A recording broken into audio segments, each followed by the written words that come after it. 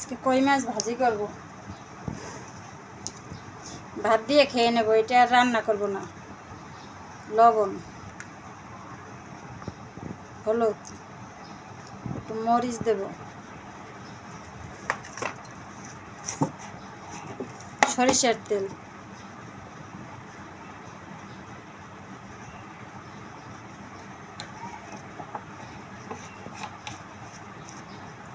মাছটা ভালো করে মাখাই নেব।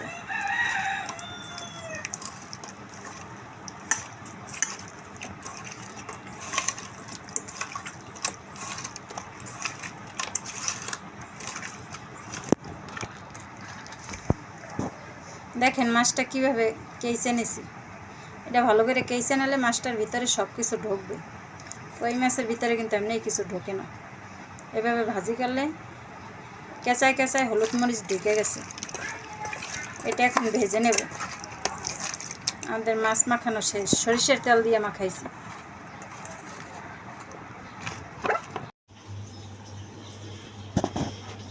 আমি মাছটা ভাজবো সরিষার তেল দিয়ে। সরিষার তেল দিয়ে দিচ্ছি, মাছটা ছেড়ে দেবো।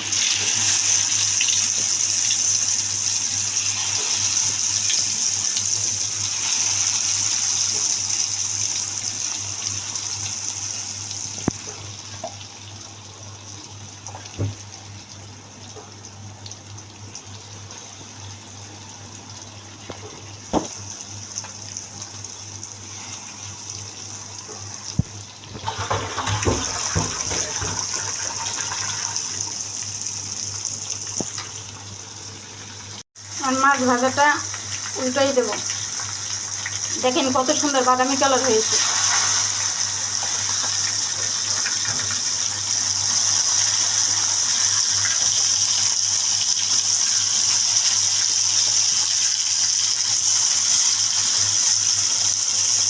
নয় পিসটা ভালো করে বাদামি কালার করবো, তারপর নাড়াবো।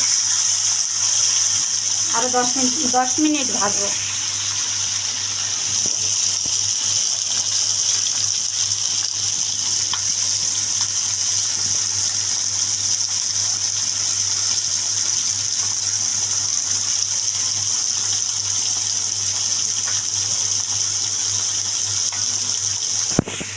মাছ ভাজি করা শেষ আমাদের, এখন নামাই ফেলাবো। মশমশা করে ভাজি করছি, একেবারে মনে করেন বাদামি কালার। গরম ভাত দিয়ে মরিচ ভাজা দিয়ে খেয়ে নেব।